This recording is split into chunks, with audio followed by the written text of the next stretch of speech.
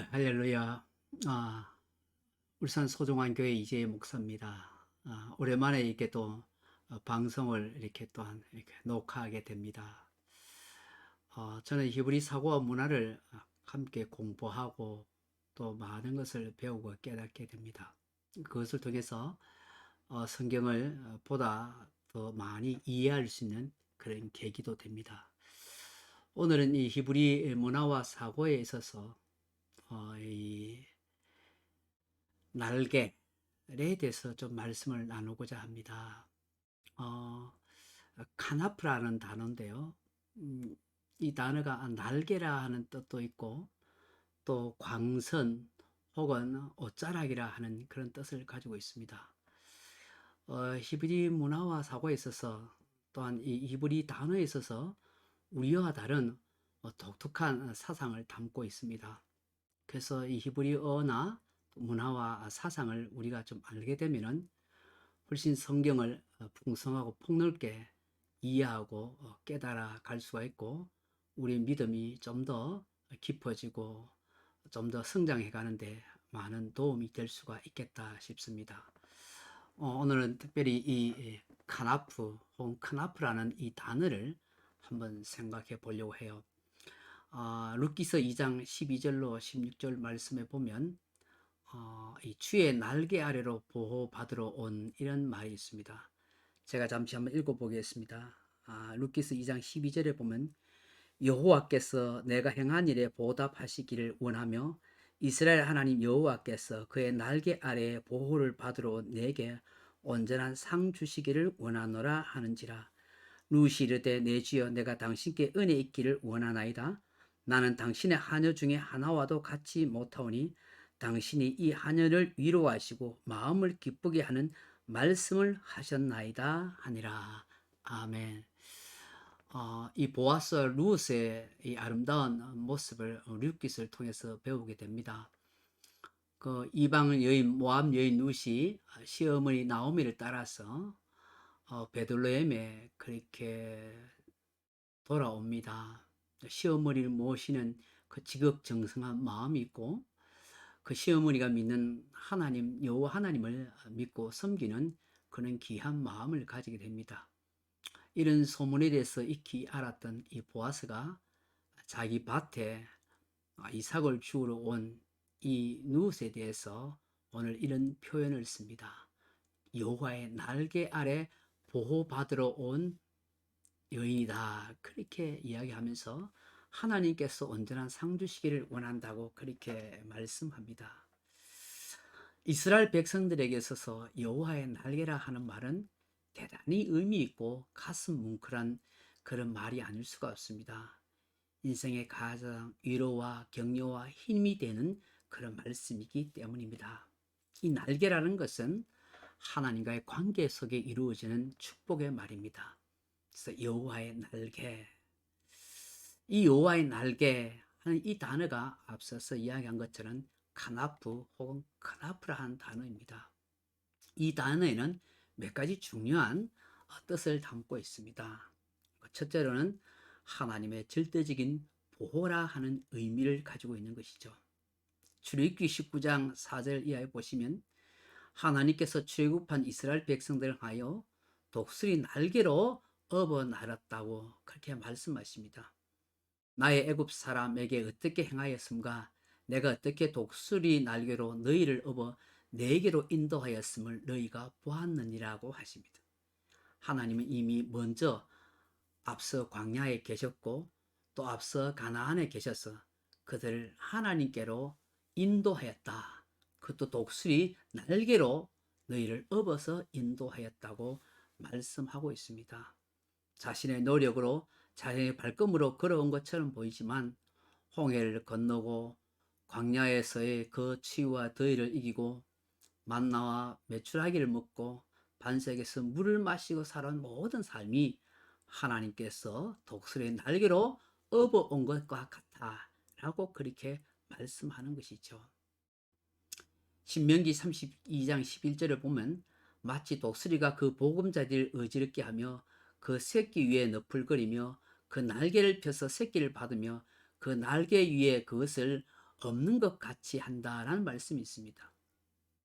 독수리를 날게 하기 위해서 자기의 새끼를 보금자리에서 떨어뜨려서 떨어질 때 자기 새끼를 보호한 같이 그 독수리의 의미가 그 날개로 그 새끼를 보호하고 받는다는 것이죠. 시편 기자는 하나님께서 자기 백성을 보호하심을 이렇게 말씀합니다. 나를 눈동자같이 지키시고 주의 날개 그늘 아래 감추사라고 시편 17편 8절에서 말씀합니다. 눈꺼풀이 눈동자를 깜빡이면서 보호해 주듯이 어미새가 그 날개로 그 새끼를 위험에 처할 때 꼭 보호해 주는 것처럼 우리 주님께서도 그렇게 하셨다 하는 것입니다. 예수님이 마태복음 23장 37절에 이렇게 탄식함으로 말씀합니다. 예루살렘아 예루살렘아 선지자들을 죽이고 내게 파송된 자들을 돌로 치는 자여 암탉이 그 새끼를 날개 아래 모음같이 내가 내 자녀를 모으려 한 일이 몇 번이냐. 그러나 너희가 원치 아니하였다라고 탄식하십니다. 하나님의 날개로 그들을 늘 보호하고 지켜주려고 했지만 그들은 그것을 거절하고 마다했다. 그래서 그들 스스로가 망하는 자리에 떨어졌다고 탄식하시는 것입니다. 새의 새끼에 있어서 새 어미의 날개는 그야말로 최고의 피난처가 되고 보호막이 되고 장막이 되어주는 것입니다. 실제로 닭장에 뿅아리를 잡아먹는 그런 쪽제비나 날짐승들이 있을 때에 그 새끼들이 그 어미닭의 날개 아래로 들어와서 그렇게 산다 하지 않습니까? 그 어미닭이 자기의 모든 상처를 안고 피를 다 뽑아먹히기까지 그 새끼를 끝까지 보호하고 있다고 그렇게 말하지 않습니까? 이것이 바로 우리를 끝까지 보호해 주시고 우리를 지켜주시는 예수님의 십자가 사랑을 말씀하는 것입니다. 두 번째 이 카나프라는 말이 광선이라 하는 뜻을 가지고 있습니다. 이는 우리를 치료하신 여호와, 우리를 고치시는 예수 그리스도의 은혜가 함께한다 하는 것입니다. 말라기 4장 2절을 보시면 내 이름을 경외하는 너희에게 의로운 해가 떠올라서 치료하는 광선을 발하리니 너희가 나가서 외양간에서 나온 송아지같이 뛰리라고 말씀하십니다. 여기서 의로운 해, 의로운 태양은 바로 우리 구주 예수 그리스도를 말씀하십니다. 그분 속에서 치료하는 광선이 나온다는 것입니다. 이 광선이 바로 카나프입니다. 우리 인생의 치료주가 되시는 예수 그리스도이십니다. 우리 예수님이 우리를 치유해 가신다 하는 것입니다. 우리는 치유하시는 이 은혜를 맛보고 살아갑니다. 십자가에 흘리신 그 보혈, 그 피가 죄로 죽은 저희를 살리고 마음에 상처 입은 모든 것을 치유하시고 영혼의 병든 것을 치료하고 심지어 육체의 질병도 치유해 주시는 놀라운 역사가 있는 것입니다. 예수님의 그 광선은 우리를 완전한 자유의 자리에 있게 하시고 마치 송아지가 외양간에서 나와서 자유롭게 뛰어노는 것처럼 우리는 예수 그를 통해서 자유함을 누리며 모든 질병을 치유받고 난 뒤에 즐거움과 기쁨으로 인생을 살아가게 된다 하는 것입니다. 마태복음 9장 20절 이하에 보시면 12년간을 혈류병으로 고통당하는 한 여인이 나옵니다. 이 여인이 예수님의 옷자락을 만져보내서 그 병을 깨끗이 고침받습니다. 예수님의 그 옷자락을 흔히 찌찌트 혹은 옷단술이라 그렇게 말합니다. 유대인들은 대개 겉옷의 앞뒤로 양쪽으로 옷단술 이 찌찌트를 달고 다닙니다. 긴 한 가닥에 여러 개, 8개 이상의 실을 꼬아 만든 것입니다. 그것을 다 세워본 613가닥이라고 합니다. 한 분 하나님을 믿고 그 율법의 모든 걸 상징하는 율법 613가지, 그 13가지를 내가 반드시 지키고 살겠다는 것을 상징하는 것입니다. 이 찌찌트 옷단술은 자기의 신앙을 나타내고 권위를 상징하기도 한다 하죠. 사랑하는 성도 여러분, 이 세상을 살아가면서 하나님의 은혜를 입지 않고 사는 사람이 있겠습니까? 모두가 하나님의 은혜를 입고 살지만 그것을 모르고 살아가는 사람이 태반입니다. 내 노력으로, 내 의지로 인생을 살아간다고 하지만 사실은 우리는 다 하나님의 은혜로 살아가는 것입니다. 하나님이 우리의 삶에 치료해 주시는 그 은혜가 우리 속에 함께하기 때문입니다. 예수님의 보혈로 내 죽은 영혼이 치료함을 받고, 상처 입은 내 마음이 취함 받고, 내 육신의 질병을 치유되고, 사람과의 끊어진 모든 관계가 치유되지는 그런 놀라운 역사를 우리는 경험하게 되는 것입니다.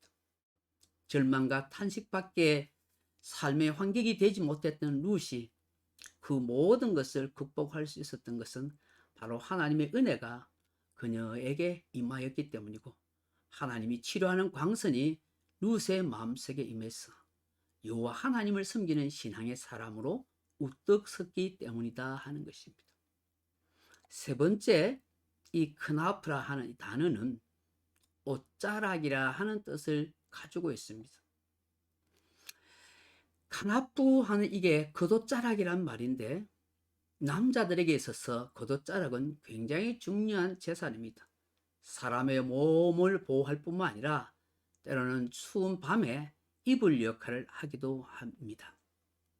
겉옷자락을 여인에게 덮어준다 하는 것은 그 여인을 책임지겠다, 그 여인을 끝까지 내 여인으로, 내 신부로, 내 아내로 삼겠다 하는 의미가 있습니다. 룻이 보아스가 잠을 자고 있을 때에, 그때에 이 보아스의 발치에 와서 그렇게 누워서 잡니다. 그때 이 보아스가 나중에 자다가 깨어서 깜짝 놀라서 그렇게 볼 때에 룻이 이런 말을 합니다. 룻께서 3장 9절에 보면, 이르되 내가 누구냐 하니 대답하되 나는 당신의 여종 룻이오니 당신의 옷자락을 펴 당신의 여종을 덮으소서. 이는 당신이 기업을 물을 자가 됨이다 하니 합니다. 여기에 이 룻이 당신의 옷자락을 펴 당신의 여종을 덮으소서라고 이렇게 말합니다. 우리 문화에서는 이걸 무엇을 말하는지 잘 이해할 수 없습니다. 그 옷자락을 펴서 내 옷에게 덮여달라, 뭐 추우니까 덮어달라고 그러는가, 뭐 이런 생각을 할 수 있겠습니다만은, 남성의 옷자락으로 나를 덮어달라는 것은 당신이 나의 신랑이 되어 주십시오, 내 인생을 책임져 주는 그런 분이 되어 주십시오라고 그렇게 말하는 것입니다. 주의 날개 아래, 주님 아래 찾아온 우리에게 주님은 우리의 신랑이 되어 주시고 우리를 책임져 주시는 분이 된다 하는 것입니다.